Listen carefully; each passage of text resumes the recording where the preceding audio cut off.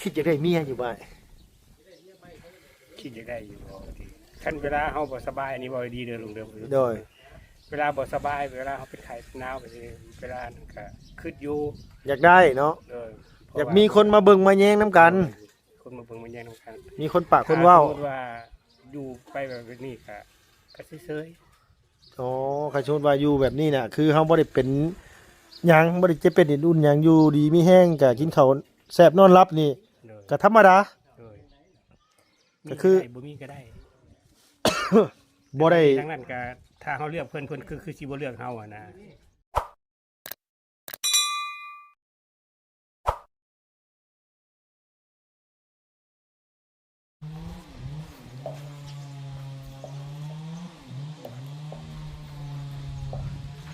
ไปใส่นาง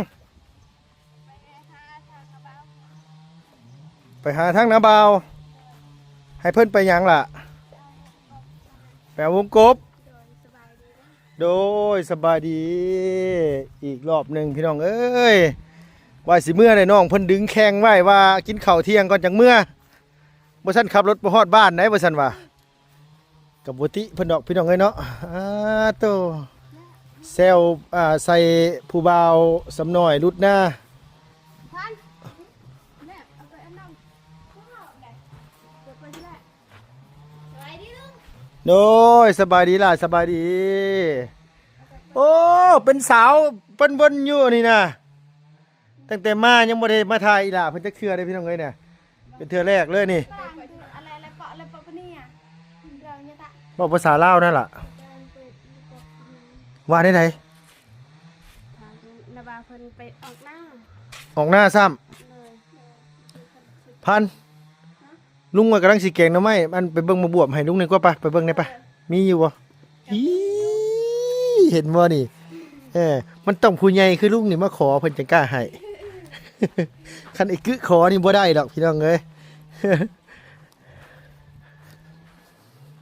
โอ้ยสบายดีนะพ่อเด้อโดยสบายดี โอ้ได้เฮือนงามเลยนะพ่อเนาะ มันไดขึ้นก็ง่ายง่ายพี่น้องเอ้ยใส่ละ ในบุ้งเพิ่ง โอ้หักข้างน้อยๆขึ้นหลายเถอะเฮ้ยโดยมากนี่เนาะ เลยไปทุกเตีย บ่ถึงคนเตี้ยพอแล้วลูกละสองหมากนี่พ่อหมกบวบไผปลูกมันคือว่าคูนแท้นี่นะ ทางแม่เพิ่นได้ อ๋อแม่อีหล่าปลูก เลย มึงเนี่ยพี่น้องเอ้ยได้รดน้ำอยู่บ่ล่ะ ไม่ได้หดเลยทางแม่เพิ่นหด คือบ่รดน้ำมึงเนี่ยพี่น้องกันมานี่กะ ก็กินหลายมาก กินหลายมากแล้ว เป็ดคุ้ม เออโดย ก็มาก โดยใส่อ๋ออันนี้บ่ มันเชื่อง โดยมันเสียงไว้อันนี้นี่ไว้เฮ็ดแนวแม่นบ่ลูก โดย อันนี้ไว้แนวโอ้ยที่สองหมากนี่ก็เหลือกินแล้วพี่น้องเอ้ยใส่แข็งหน่อไม้หอมดีเป็นตะนายละฮะ ทำไมสบายบ้า หน่อไม้ไผบ้านอันทางกันว่าน้องกึไปหากับทางทำแม่รับไปหาเออ คิดว่าทำไมอะไร คิดว่าหน่อไม้ได้ไปหาอยู่ใส่เลยเฮ้ยหน่อไม้ได้ย่ำนี่โอ้มันสิมุมอยู่บ่เฮ้ยเฮ็ดหน้าปีนี้อันนี้นะ โอ้โห มันยังติดได้อยู่บ่ลูกล่ะ ติดได้อยุ ป้าพ่อจักปีแล้วพ่อมันอยู่น้ำมานี่นี่ หลายปีแล้วแต่คอยมาเป็นคนค่ะ เฮ้อ ตั้งแต่ตัวยังน้อยพุ่นว่าล่ะ โดย ป้าโดย ไปเกิดยังไม่ต้องเป็นคน คือยังไม่ทันเป็นคนซ้ คอยนี้ ำตอนนั้นจะว่าน่ะเจ้ายังไม่ทันเป็นคนซ้ำตอนนั้นน่ะตั้งแต่ตัวบ่ทันได้เกิด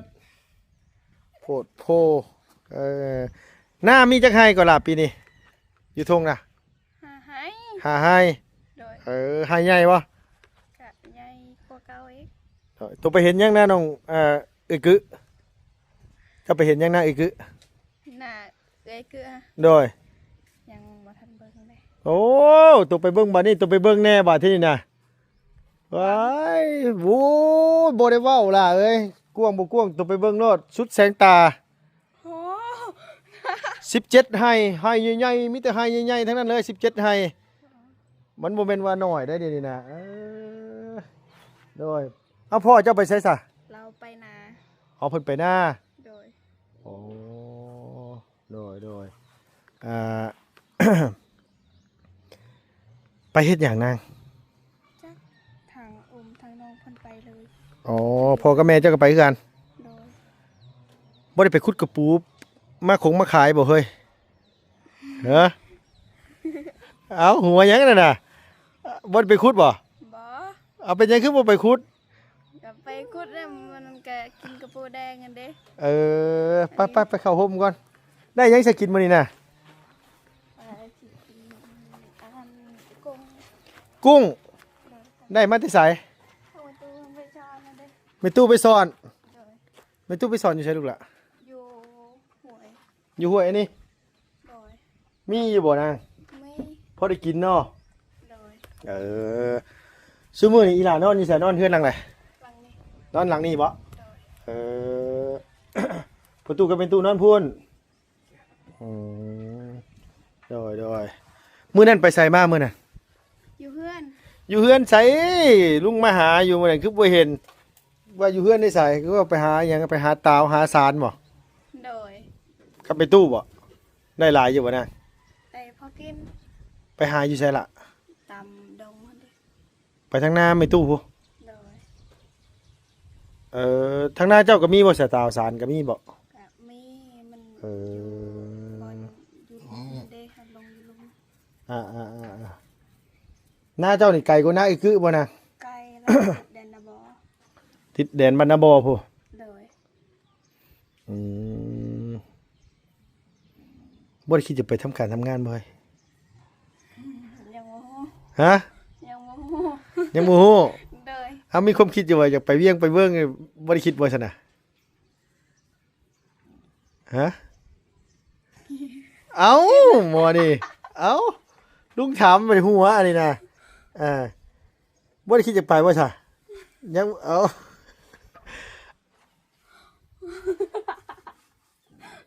มันหัวเป็นไตหัวบอกได้ลุงก็ถามว่าตัวบ่ได้คิดจะไปเฮ็ดเวียกบ่กันตัวก็ตอบว่าตัวคิดหรือบ่คิดตัวก็บอกเลยเนาะบ่เห็นมักบ่าวแล้วบ่จักดอกอันนี้บ่ บอ บ่มีบ่ โดย เดี๋ยวว่ามีผู้บ่าวผู้แพ้วบ่อยากไปใส่เด้อเคยคันมีผู้บ่าวอะไรก็ได้เอ้าบ่ดิอันตัวเป็นหยังพันเป็นหยังหลายวะดิหมอนี่เนาะโดย กุ้งไม่ตู้ไปสอนดิล่ะ โดย ไม่ตู้ไปผู้เดียวนะ เราพาน้องคอยพูน้อยๆได้ไป สอนตามห้วยนี่เนาะ โดย มันไล่ขึ้นมานี่นั่นน่ะน้าห้วยนี่เนาะโดยพี่น้องเอ้ยอันนี้ก็มาเอื้อนอีหลาพันธุ์ว่าสิมาเล่นนำแม่ตู้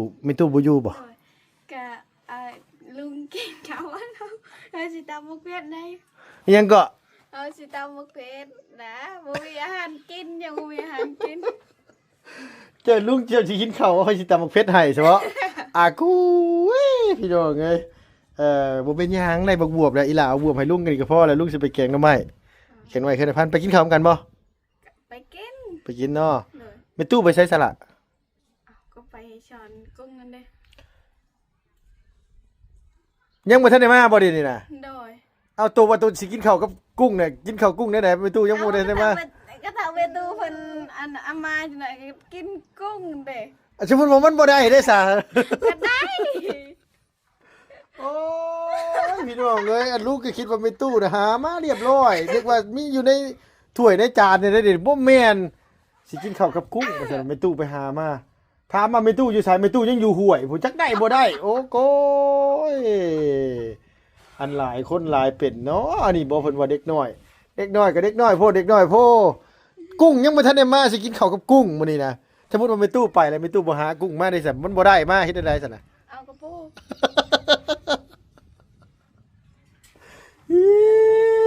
ตายอันนี้ผมเป็นแต่ตื่นสาได้พี่น้องเอ้ยนี่บางเทีคือคนเต็มบางเทีคือคนบ่เต็มพ่อกับแม่จะไปหน้าติล่ะ โดย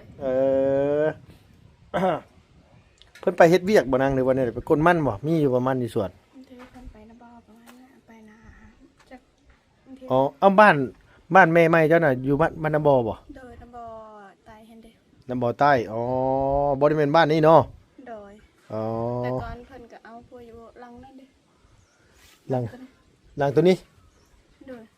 หลังอันนี้เนี่ยนี่บ่ล่ะ โดยแต่พอเราเชียร์แล้วก็พอดี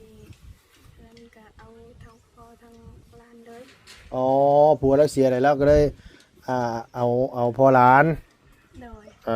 เอาลูกสาวอันใหม่ๆเจ้าอันที่มาเมื่อนั้นกับลูกสาวแล้วบ่ โดย ที่ไปกับเจ้าอันไหน โดย อายุแล้วจักปีแล้วลูก 11 ปี โอ้โดย ลูกเราผู้3คนนั่นเด้ก็ให้ใหญ่กว่านี่แหละ มียิงผู้ชาย มีแต่ผู้หญิงเลย มีแต่เป็นยิงเบิดเลย โดย เพิ่นอยู่บ้านบ่เฒ่าไม่เฒ่าเพิ่นบ่ด้วยเลย โดย เออ 4 คน อยู่พุ่น4 คน เอาแล้วผัวคนหนึงยัง3 คน ยัง3 คน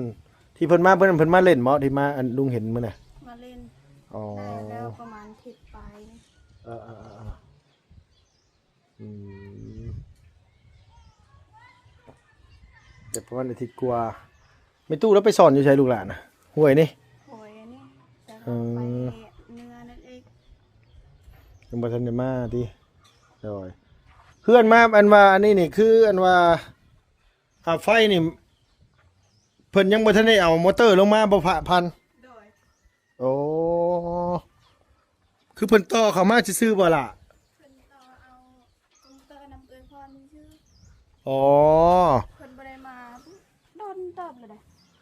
โดยอันนี้เพิ่นใส่กงเตือนเอ้ยกึเนาะ โดย เดี๋ยวเพิ่นต่อเข้าเฮือนเจ้านี้เฮือนเจ้านี่เพิ่นคือบ่ตั้งหน้าหันหน้าออกมาทางนี้ล่ะ บ่ฮู้ได้ผนัง อันนี้นี่เลินเพิ่นบ่ตัวนั้นน่ะเลินคนอื่นบ่นั่นน่ะ โดย อ๋อ บอลแดนนั่นเด้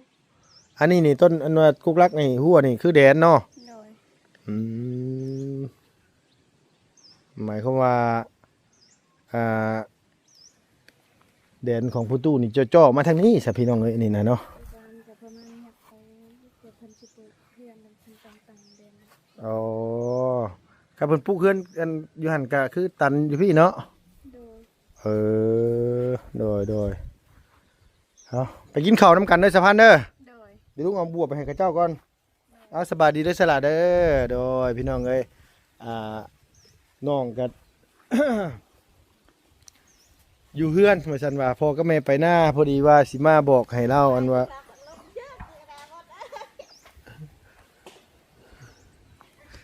มาอันนี้กินข้าวก่อนพี่น้องเอ้ยเด็กกับสิเมื่อได้ละลุงก็ได้เนาะมีแต่ว่าพบพ่อกันอยู่บ้านพุ่นแหละสิเบะบ้านน้องบุญทวีน้ำแน่เมื่อแวะหาบอลลี่อยู่หันพอดีว่ามีเวียกกับบอลลี่โดย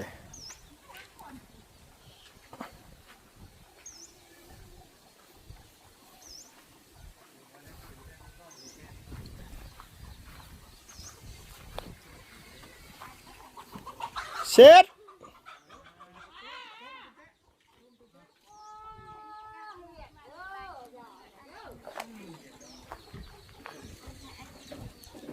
นั่งอยู่ซื่อๆลีโลนี่โอ้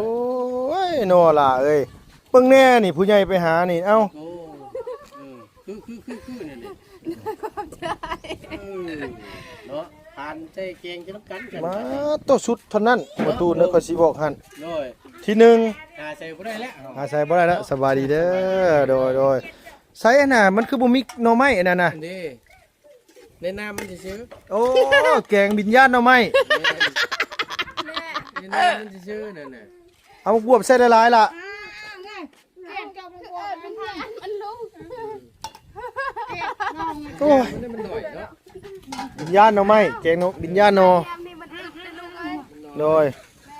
จำน้ำไปซื้อกะอิ่มเลยนะมื้อนี้นะ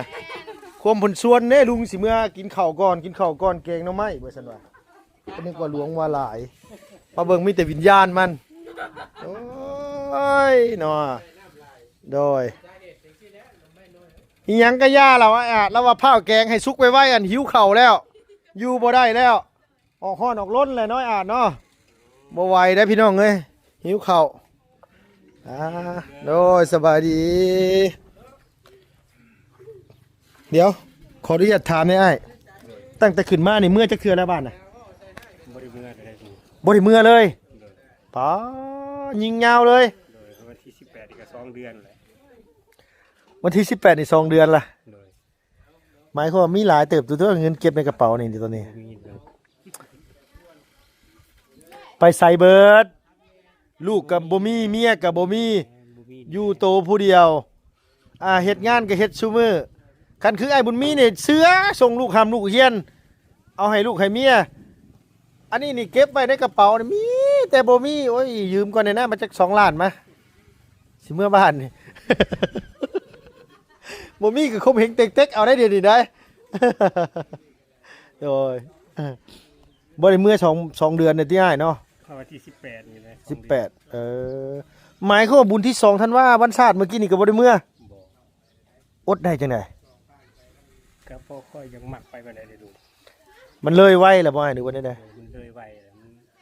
ประจุพระเจ้าคือที่เก่าเลย มันบอกง่ายว่ามันบ่หันบ่มั่งปานใดเด้อ โดย มันบ่ ร่างกายก็บ่แข็งแรงแน่ เรื่องจิตใจก็บ่คึกคืนปานใด โดย เดี๋ยวถามไม่ดีคิดจะได้เมียอยู่บ่าย คิดจะได้อยู่บ่ทีคันเวลาเฮาบ่สบายอันนี้บ่ดีเด้อลุงเด้อ โดย เวลาบ่สบายเวลาเฮาเป็นไข้หนาวไปสิเวลานั้นก็คิดอยู่ อยากได้เนาะ เด้อ อยากมีคนมาเบิ่งมาแยงน้ำกัน คนมาเบิ่งมาแย่งกัน มีคนปากคนเว้า ถ้สมมุติว่าอยู่ไปแบบนี้ก็เฉย อ๋อใครสมมุติว่าอยู่แบบนี้น่ะคือเฮาบ่ได้เป็นหยังบ่ได้เจ็บเป็นอุ่นหยังอยู่ดีมีแห้งก็กินข้าวแซ่บนอนหลับนี่ ๆเด้อ ก็ธรรมดา เด้อ ก็คือ มีได้บ่มีก็ได้ บ่ได้ ทั้งนั้นก็ถ้าเฮาเลือกเพิ่นคือสิบ่เลือกเฮาอ่ะนะ อืมมันเว้าบ่ได้เด้ได้เว้าคนเฮานี่มันพ้อกันน่ะมันลวงสมพงษ์กัน คืออ้ายนี่บ่แม่นว่าอ้ายเป็นแบบนี้เด้อ้ายเฮ็ดเวียกเฮ็ดงานบ่ได้อ้ายก็เฮ็ดได้อยู่หาเงินหาทองก็พี่น้องก็ดึงไปเฮ็ดเวียกเฮ็ดงานนำชดชอยกันก็พอได้แก้ไขมันก็บ่ได้เป็นว่าเฮาสิไปไว้ว่าให้เขาอาบน้ำอาบในเช็ดเนื้อเช็ดตัวให้เฮาเขาก็สิบ่ว่าหยังมั้งเฮาว่านะแบบว่าคืออ้ายนี่แม่นอยู่คันคนบ่ฮู้จักอ้ายบางเทื่ออ้ายเห็นอ้ายเป็นนี่บางคนคิดว่าอ้ายอาจสิเฮ็ดเวียกบ่ได้สินะเนาะ โดย แต่ว่าคันว่านี่เดี๋ยวแล้วก็เฮ็ดได้พี่น้องเอ้ยเรากบเรามงเราไม้ไถมงไถไม้ไถได้เบิดได้พี่น้องเอ้ยเนาะอ้ายเนาะ โดย แต่ว่าขึ้นสูงนี่ขึ้นบ่ได้ ขึ้นบ่ได้ ยอมตัวดีนาครับ แต่เป็นหนุ่มก็บ่ขึ้นอยู่แล้วลุง คือน้องเลยน้องเนี่ย ขึ้นบ่ได้เลยนี่ โดย ลายหูลายตาเลย คือกันกับน้องเลยแพ้ได้อ้าย ที่ว่าเฮ็ดเป็นคู่มือนี่ก็เฮ็ดเป็นเพราะว่าไปน้ำเพิ่น โดย ให้ขึ้นหลังคานี่มันบ่ขึ้น บ่ง่ายจับไม้จับตอกกบไม้กบตอกนี่ได้เนาะยืนไม้ยืนหยังสิได้เนาะ เลย น้องก็แพ้น้องก็โอ้บ่ไหว3ว่าแค่นั้นแหละบ่ต้องสูงหลายหรอก3ว่าแค่นั้นแหละไปบ่รอดแล้ว กุ้งข้าวนี่บ่เคยขึ้นเลยทั้งชีวิตเลย บุญเฉลิมฉลองนมัสการพระธาตุอิงหัง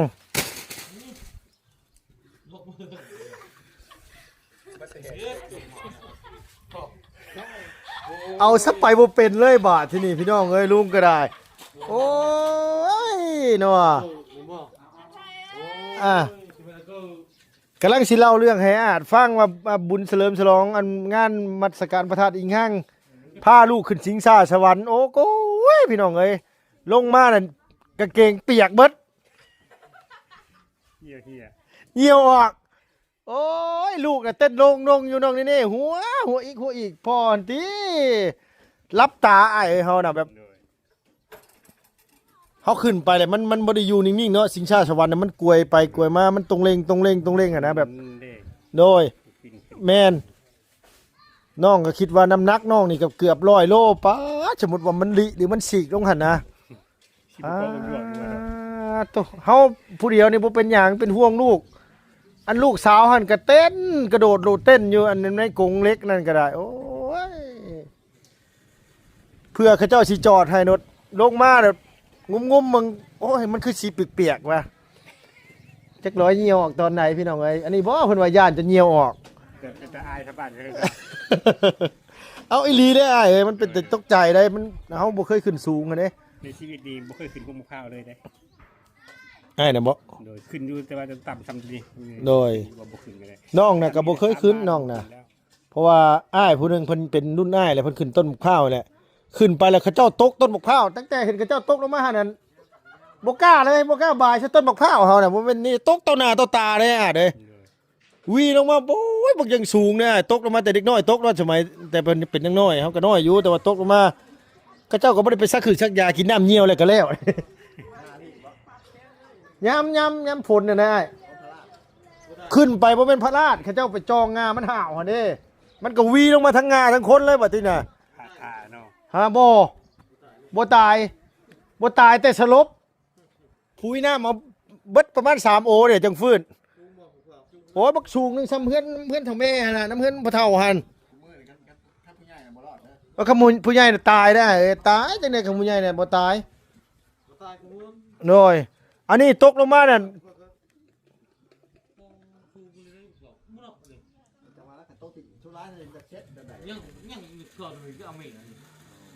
เพราะว่ายามนั้นมันขี้ตมลมแหน่ตกลงมาจนเป็นหม่องอันว่าอันหม่องกระเจ้าลงเนี่ยจนเป็นห้อยโดยมันโอ้คันเป็นดินแก่นนะเฮาว่ายัน ร้อยแล้วลุง โดยเอาตกบ่ตกยามฝนแน่ตกยามมันว่าเดือน9เดือน10นี่กระเจ้าขึ้นไปเอาหมกข้าวไว้แล้ววีลงมาง ามันกำลังอมน้ำ แม่น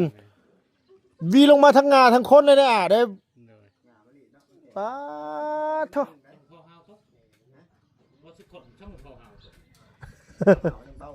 หมกข้าวเห่าเบากลัวได้พ่อเอ้ยซ้ำอยู่หมกข้าวแซกหนึงเสียกระเจ้าลุกนะ เด็กขี้ต้มซอยไว้เนาะ โดยแต่ว่าเราก็ยังแบบเราก็บ่ได้เป็นหยังอะนะแบบว่าบ่ได้ไปซักคือซักยาใช่ไหมบ่ซักยากินแต่น้ำเหี่ยวโอ้ส่วนหลายนี่บ่รอดได้ไอ้ส่วนหลายนี่บ่ค่อยรอดต้นตกต้นมะพร้าวนี่ สำคัญคือหัวเนาะเวลากันหัวกระแทกมันเนื้อแก่นปิดไว้ให้นอนนอนกันชอบเปิดขายผ้าบ่คือเอ้ยเพิ่นมาขายผ้าล่ะหน้าตูยังเหลือปลาหลายอยู่ได้ลูกมาซื้อแม่นี่ห่านมาขายผ้าปลาบ่ปลาบ่แม่นผ้าพ่อโอ้ยเนาะก็นึกว่าผ้านะปลาอ๋อปลายังพ่อปลายัง ปลาธรรมชาติปลาเช่ปลาขอข้อแข้ง โอ้ ปลาเวลาเม ย เออ ปลาขาวนะ ปลาธรรมชาตินี่แหละปลาอยู่หน้าปลาอยู่น้องอยู่ตุ้ง อันนี้นี่ปลาอยู่ห้วยอยู่เซ่แม่นบ่พ่อ ปลา ทุงเท่าไหร่พ่อขายนี่ ที่พันกีบ บ่ตุน เอาช้องกะจิลุกอายุ บ่ตุนเฮ้ยมาเบิ่งแหน่ปลานี่นะ ช้องคงเก่าทิศสุดท้าย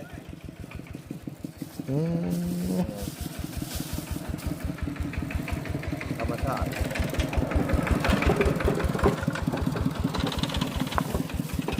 ปลาขาวปลาซอยมาพอมาซอยถุงนึงนั่นแหละถุงนั่นแหละให้คือปิ้งก่อนโดย ขอบใจ เจ้า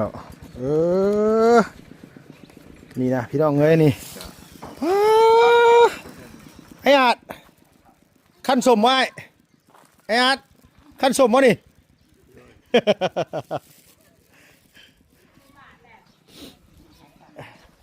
บ่กล้าแล้วแม่เอ้ยบ่กล้าแล้วมีแต่ว่าสิล่างแล้วก็ปิ้งเอาล่างท่าเกลือปิ้ง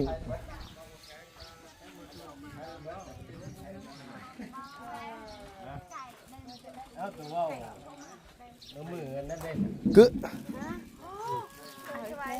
มาใช้เฮ้ยนี่นะ ไปล่างไปล่างละไปล่างไหนมาใส่เกลือไปพันไป ไป ลูกละ กันเฮ้ยแบ่งหน้าที่กัน โดย ผู้หนึงขวงปูผู้หนึ่ง ใช่น่ะยังบ่ชุกอยู่บ่หน่อไม้น่ะ ยัดพื้นจริงแน่ยัดพื้นจริงแน่ ล่างไปเลยล่างไปเลยล่ะล่างไปเลยแล้วก็ตัวก็เอามะเกลือใส่เกลือใส่ชูรสแล้วก็มักไปเลยแล้วก็ เมื่อยน้ำดี บ่นะเอาไผ่นะสุมใส่หั่นเอาพื้นให้มาตูนสุมใส่รถได้เคลียร์นั่นต้นนั้นออกไป จุนบ่ ใช้แปลกอีหยังมันจังแสบอีลูก ใส่ไหมนางใส่ปลาแดกใส่ไหม แปลกลูก ปลาแดกดิบนี่ล่ะปลาแดกปรุงบ่ต้องเอาเด้อลูกเด้อ แล้วไปขาย ปลาแดกอันขวดสั้นๆนะ คุณบ่ พวกชั้นๆบ่มีลูก มีปลาแดกแบบนี้มีปลาแดกถุงบ่ โดย เอาปลาแดกถุงใส่ปลาแดกถุงล่ะปลาแดกถุงนะลูกเด้อบ่ต้องใส่ปลาแดกนั่นเด้อ ใช้แปลกได้ บ่ต้องใส่ปลาแดกขวดใส่ปลาแดกถุงเอา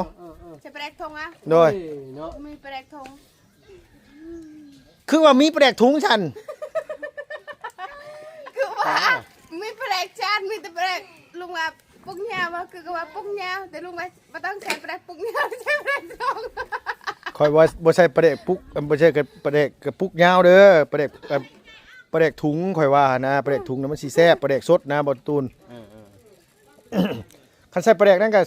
ใส่ตัวฟ้าเหลืองอ่ะโดย เปิดอีกเลยเปิดรูแจ้ เนาะ กำลังพดเปิด เอา ไปเลย เอาแล้วแต่เพิ่นสิเฮ็ดยังเฮ็ดรถเอาน้องเอ้ยเนาะจังได๋ก็ถ้าติดตามเบิ่งอีกพี่น้องเอ้ยว่าสิได้กินง่ายบ่เนาะขอบคุณในหลายพี่น้องอยู่ดีมีแฮงอย่าเจ็บอย่าจนลำบากไม่รวยสุขภาพพลานามัยแข็งแรงเด้อพี่น้องเด้อบ๊ายบายสวัสดี